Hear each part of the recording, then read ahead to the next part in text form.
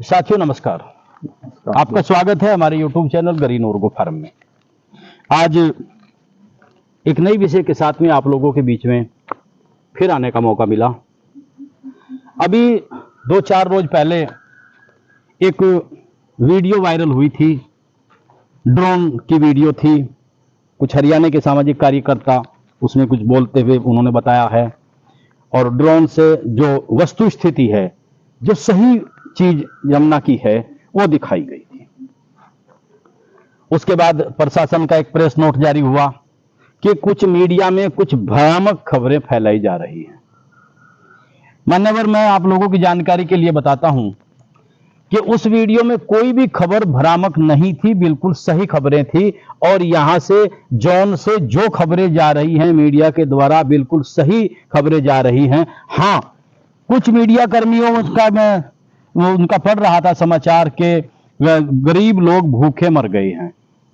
मेरे यहाँ जोन लगा हुआ है नुनियारी में, इसमें आप आकर के देखिए कि कितने गरीब लोगों की भागीदारी है, कितने गरीब लोगों को रोजगार दिया है। रोजगार मिल रहा है पॉपुलर वालों को, रोजगार मिल रहा है एचएम वालों को, रोजगार मिल रहा है डंपर वालों को, रोजगार मिल रहा है फील्डरों को। गरीब आदमी का यहाँ कोई रोजगार नहीं है, 2-4, 10-20 आदमियों को छोड़ करके। साथियों, आज पूरे जोन में जंगल राज कायम है। पचकुआ से ले लो आप, आपका पचकुआ हो गया, आपका गादीपुर हो गया, आपका आलनपुर हो गया, आपका मजार हो गया, जोधेबास हो गया, नुनियारी हो गया, धौलरा, रसुल्ली, टिटोहल, ननौली, बर्था, असलमपुर, बर्था, कोरसी, आपका नित्यानंदपुर और आपका कस्बागढ़। जो क्षेत्र हमारा है, मैं विशेषकर उसी क्षेत्र की बात करता हूं। वैसे साकुंबर क्षेत्र या सुंदरपुर क्षेत्र शायद वहां भी यही कुछ चल रहा हो, क्योंकि जितनी चोरी अब चुनाव के बाद चली और चुनाव के वक्त में चली, बहाना था कि फोर्स जो है वो सारी की सारी लगी हुई है चुनाव में और सभी अधिकारी चुनाव में लगे हुए हैं। इतनी चोरी हमने अपनी जिंदगी में नहीं देखी। यमुना के सीने को बुरी तरह से फाड़ा जा रहा है। जो ईमानदार पत्रकार हैं, जो ईमानदारी से खबरें लगाते हैं, उनके पीछे इंक्वायरियां होती हैं, उनकी दरखास्तें दी जाती हैं, मुकदमों के डर बैठाए जाते हैं। एक माननीय हमारे गौरव मिश्रा जी हैं न्यूज 24 से, उनके पीछे बहुत कुछ हुआ, बहुत उनको दबाने की कोशिश की, लेकिन उन्होंने सारी खबरें जो भी लगाई सच लगाई, ईमानदारी से लगाई। हम भी जो खनन का मामला आप लोगों के सामने लेकर के आते हैं, ईमानदारी से लेकर के आते हैं। मेरे कुछ सवाल है, मैं पूछना चाहता हूं अपने अधिकारियों से जो जोन में काम करते हैं, जो कहते हैं कि ये लोग तो किसी की तर्ज पर इसको बंद करना चाहते हैं। मान्यवर, मैं आपको फिर कहना चाहता हूं, हम खनन के विरोधी नहीं है, विरोधी उस चीज के हैं जो अंधी लूट आप लोगों ने मचा रखी है। ऐसा लगता है प्रशासन और ठेकेदार आपस में भागीदार हैं, साझी हैं आपस में। 40-40 फुट गहरे गड्ढे। अब मुस्कुराहट है उन खनन माफियाओं के चेहरे पर भी, उन अधिकारियों के चेहरे पर भी जो आपस में मिले हुए हैं। उन्हें पता है कि जुलाई में बारिश होगी और यमुना नदी में पानी आएगा और वो सब गड्ढे भर जाएंगे। मैं आप लोगों को बताना चाहता हूं, जिसको देखना है देख ले आकर के। 40-40 फुट गहरे गड्ढे, नदी की धारा खोदी जा रही है, नदी की तल खोदा जा रहा है। मैं पूछना चाहता हूं, क्या ये बड़ी बड़ी पोपलाइनें जायज हैं? पब्लिक हेयरिंग जब हुई थी उसमें तो ये कहते थे कि वो मशीन चलेगी सरकारी पट्टे में, जो जिसमें टायर हो, जिसमें चैन ना हो। ये बड़े अधिकारियों के सामने कहा गया था, हमने सवाल किया था। तो यहां पर ये बड़ी बड़ी पोपलाइनें जायज कैसे हैं? 180 क्विंटल का वजन दिखाया गया था। जो खबरें भ्रामक बताई जा रही हैं वो 80 क्विंटल की बजाय 500-500 क्विंटल के ओवरलोड ट्रक, डंपर हर वीडियो में, हर फोटो में दिखाए जा रहे हैं। लेकिन उसके बाद भी जंगल राज कायम है। साथियों, बड़े मजे की बात है, किस कदर से इस पर्यावरण को बर्बाद करने का एक कोशिश की जा रही है। आज चुनाव की समीक्षा हुई, कल सहारनपुर में तू मैं हो रही थी, फला ने वोट नहीं दिया, फला ने वोट दिया। मैं आपको बताना चाहता हूं, इससे अलग भी कुछ कारण है। आज कोई अधिकारी जनता की सुनने के लिए तैयार नहीं है। जनता मारी मारी फिर रही है। आदमी अधिकारी के पास नहीं जा सकता, उसका काम नहीं हो सकता, हमारे काम नहीं हो सकते। यह सब गुस्सा जनता का सरकार के ऊपर जाता है। हमने पहले भी चेताया था, आज भी हम चेता रहे हैं कि ये जो निरंकुशता है, ये जनता के मन में नफरत पैदा करती है। आप कितनी भी सुविधाएं दे लो, जनता बोलती नहीं है। इसके मन का क्रोध आपके बैलेट पर सामने आया। आगे भी सावधान होने की जरूरत है। बहुत अच्छा शासन माननीय योगी जी का चला, भ्रष्टाचार मुक्त शासन था, लेकिन जंगल राज यहां पर कायम है। मैं नहीं समझ पाता क्या वजह है। क्या कोई नेता भी शामिल है? क्या कोई अधिकारी ही शामिल है? सच बोलने वाले वो मुकदमे होते हैं, सच बोलने वाले को जेल जाना पड़ता है। तो अगर जेल जाने की नौबत हमारी आई है तो हम तैयार हैं। अगर मुकदमे की बारी है उसके लिए भी हम तैयार हैं। हम तो अगर हमें लास्ट में कुछ नहीं हुआ, कोई सुनने वाला नहीं लिया, अगर हमने लगा कि पूरा जंगल राज है, अपना अपना बेस खोज करके यहां से निकल जाएंगे, कहीं और चले जाएंगे। लेकिन जब तक रहेंगे कम से कम सच बोलने की हिम्मत तो रहेगी। यहां नुनियारी में जोन लगा है, ईमानदारी से अगर उसकी सारी मान्यताएं देखी जाए, जो जो शर्तें लगाई हुई हैं, पूरी शर्तें ये जोन पूरा नहीं करता है।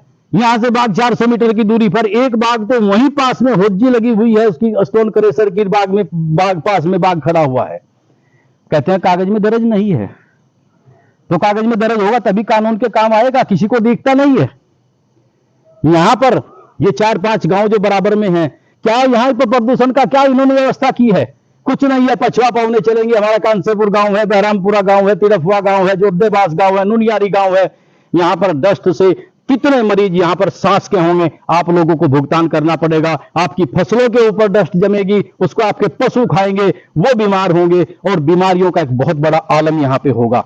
सरकार ने एक नियम बना दिया कि 1 किलोमीटर दूर पर, अरे पंजाब का धुआं दिल्ली जा सकता है, वहां प्रदूषण फैला सकता है, तो फिर यहां 1 किलोमीटर की दूरी भी पूरा नहीं करता। पूरा किलोमीटर ननियारी से भी नहीं है। यह अधिकारियों ने पैसे लेकर के साठ गांठ कर करके जोन को स्थापित करा दिया गया है। बाग से दूरी आप पूरे मानक आप अगर लेकर के आएंगे तो यहां पर जोन नहीं चल सकता। हमारा टांडे राज बहा था, टांडे राजबाई के साथ में यहां पर छेड़छाड़ की जा रही है। ये वो चीज है जो मैं अपने पास से देख रहा हूं। ये रास्ते बंद हो गए, टांडे राजबाई के ऊपर पुल बना दिया गया। यानी किसान को कोई अधिकार नहीं है, किसान का कोई राइट नहीं है, उसको जीने की कोई जरूरत नहीं है। जो कुछ आवश्यकता है वो खनन कारोबारियों की है, खनन माफियाओं की है। अब अधिकारी जाने, सिंचाई विभाग वाले पैसे लेंगे, वो गंदा पानी भी राजबाई में डलेगा, पुल भी बनेंगे, सब कुछ होगा। मौत किसान की है। किसान कहां जाएगा? किसान अपना गुस्सा निकालेगा बैलेट पर, मजबूर आदमी अपना गुस्सा निकालेगा बैलेट पर, जो आज सामने है। आज भी जागने की जरूरत है साथियों। इतनी बड़ी लूट हमने नहीं देखी। नदी की धारा खोदना अपराध है। सुप्रीम कोर्ट का ऑर्डर है, हाई कोर्ट का ऑर्डर है, एनजीटी के, ये हमारे पास एनजीटी के काफी ऑर्डर हैं, हाई कोर्ट के ऑर्डर हैं। क्या करें इनको? पुलिंदा बांधे इनका? किसको दिखाएं? कोई देखने के लिए तैयार नहीं है। कफन में जेब नहीं होती है। आपको बताना चाहता हूं, जो अधिकारी ये सोचते हैं ना पैसा ही सब कुछ है, लूट करके भाग जाओगे, ये है आपको मार देगी, आपके बच्चों को बर्बाद कर देगी। ऐसा काम मत करो जो पब्लिक को आप बर्बाद करने पर चले हो। हम चाहते हैं खनन हो। अरे आपने 10 फीट खनन रखा है, 8 फीट खनन रखा है, 6 फीट खनन रखा है, वो कराइए। ये 40 फुट का कौन सा नियम है? अगर वो मैनुअल खनन है, मैनुअल कराइए। अगर जेसीबी का है, जेसीबी का कराइए। इन बड़ी बड़ी पाइप लाने की क्या जरूरत है? बड़े बड़े डंपर 500-500, 700-700 क्विंटल के हमें प्रशासन की तरफ से पता मिला है कि 40 करोड़ का राजस्व जमा हुआ। अरे 40 करोड़ का तो आप 4 दिन में उठा रहे हैं। बाकी का माल किसकी जेब में जाएगा? इतना बड़ा भ्रष्टाचार माननीय योगी जी की सरकार में कोई यकीन नहीं कर सकता। अरे डाल दो हमें जेल में, चढ़ा दो हमें फांसी पर, हम इस बात से पीछे हटने के लिए तैयार नहीं है। पीछे भी आप लोगों ने करके देख लिया, कहीं जमीन पे कब्जे करवाए, कहीं चक्रोड़ पे कब्जे करवाए, कहीं बलात्कार के केस लगाने की कोशिश करी। कराना आगे भी जो आप करा सकते हो, लेकिन सच बोलने से हम नहीं रुकेंगे साथियों।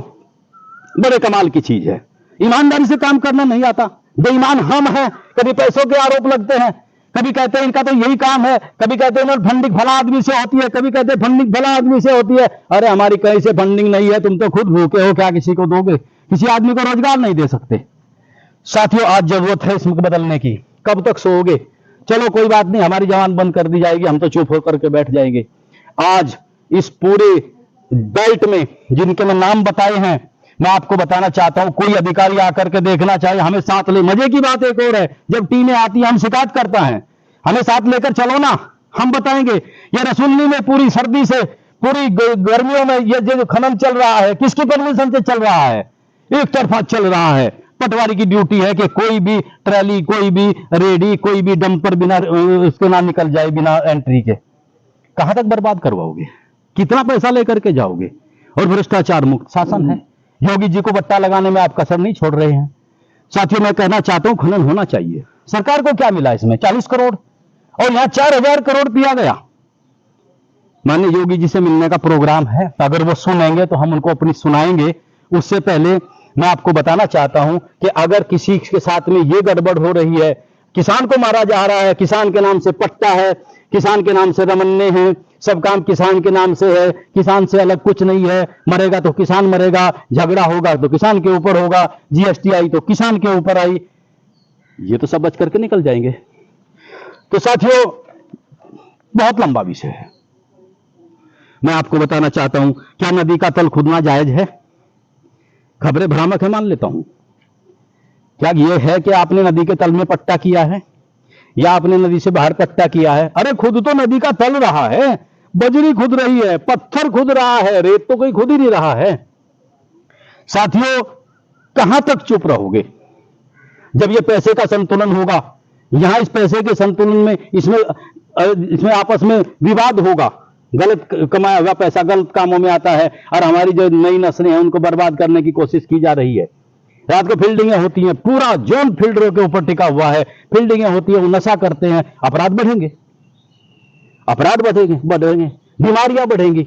तो इसका मतलब यह है कि अगर आपने ये जोन चलाना है तो ये जो आबादी यहां पर है, इस आबादी को कहीं और शिफ्ट कर दो, ये कोई और चले जाएंगे। क्योंकि अगर हम बोलेंगे तो हमें जेल जाना पड़ेगा, हमें मुकदमे झेलने पड़ेंगे, अगर चुप रहेंगे तो यहां मरेंगे। इससे अच्छा तो यही है कि इसको छोड़ करके हम कहीं और चले जाएं। एक बार माननीय योगी जी की शरण में जाएंगे, उनसे पूछेंगे, अगर वो भी चाहते हैं कि इसी तरह चलता रहे तो अपना बेच खोज करके मान्यवर हम तो यहां से जाएंगे। क्योंकि यहां रहने का कोई धर्म नहीं है, कोई रास्ता नहीं बचेगा। हर जगह अतिक्रमण है, राजबाहे पर अतिक्रमण है, रास्ते पर अतिक्रमण है, धूल है, कोई नियम नहीं है, कोई कायदा नहीं है, पूरा का पूरा जंगल राज है। मेरे साथी भाई सुरपाल जी, ये भी काफी मेरे से भी पहले संघर्ष कर रहे हैं, कई मुकदमे इन्हें भी झेलने पड़े, कई बार प्रताड़ना झेलनी पड़ी। अधिकारी धमकाते हैं, खनन माफिया धमकाते हैं, यूं कहते हैं कि लोगों को कारोबार नहीं करने देते, लोग भूखे मर गए हैं। एक एक आदमी कई कई करोड़ का एक दिन बिजनेस कर रहा है, एक आदमी 400 रुपए की दिहाड़ी कर रहा है, वो 400 वाला कहीं भी नहीं रो रहा है। ये 100 करोड़ के, हजार करोड़ के एक प्रेशर लाया, अगले साल 2 हो गए, अगले साल 4 हो गए, यही तो रो रहे हैं जिनका नंबर 2 का काम था। अगर वो बंद हो गया, कोशिश हमारी यही रहेगी, चाहे हम हाई कोर्ट जाना पड़े, चाहे योगी जी के पास जाना पड़े, चाहे सुप्रीम कोर्ट जाना पड़े, लेकिन कानून के विरुद्ध जो काम है, और अपनी सरकार से कहना चाहूंगा कि इनकी जांच कराई जाए। और ये पूरे मानक पूरे नहीं करते, कहीं दूरी पूरी नहीं करते, ये पूरे मानक जब पूरे करेंगे उसको क्रेशर को रहने दिया जाए, बाकी को हटा दिया जाए, इन पर सील लगा दी जाए और ये नियम के अनुसार चले, नियम विरुद्ध न चले। अब भाई ईश्वरपाल जी अपनी बात रखेंगे।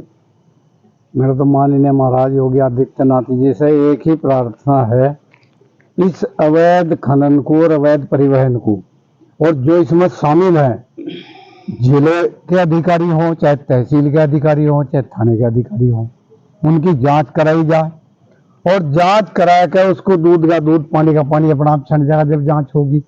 और जो हम शिकायत करके कहीं सी अधिकारी के पास आए, जब वो यहाँ जांच पाए तो कम से कम हमें साथ ले लें, हम उन्हें बता सकें कि कहाँ क्या हो रहा। अब ये यमुना नदी के बीच में खनन है रहा, अगर एक किसान अपना पट्टा करा हुआ है तो उसका तो बताओ नदी तल में है ये जमीन, और अगर खनन माफिया करवा हुआ है उसे पट्टे की जरूरत नहीं, उसे जमुना का बीच ही खोदने को मिल रहा, वो जमुना खोद रहा। टोटल सरकारी पट्टा धारक भी और प्राइवेट पट्टे वाले भी सारे ही प्राइवेट पट्टे के पीछे भाग पड़े।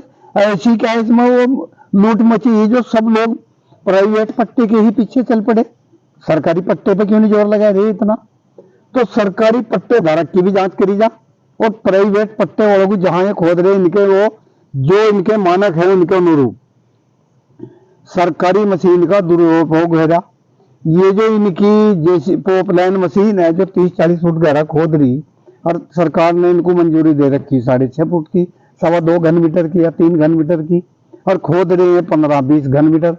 इसकी जांच करे जाए। और ये जो खड्डे भर भर के हैं और ये लोगों पे इल्जाम लावे कि ये तो पैसों के मारो करें, ये तो यहाँ से जोन को बंद कराना चाहिए, ये तो यहाँ अनुचरे बेरोजगारी फैल जा, इससे तो खुद बेरोजगारी फैलेगी, बच्चे हमारे गलत हो गए, क्योंकि उन्हें यहाँ से पढ़ने के लिए रास्ते नहीं रहे।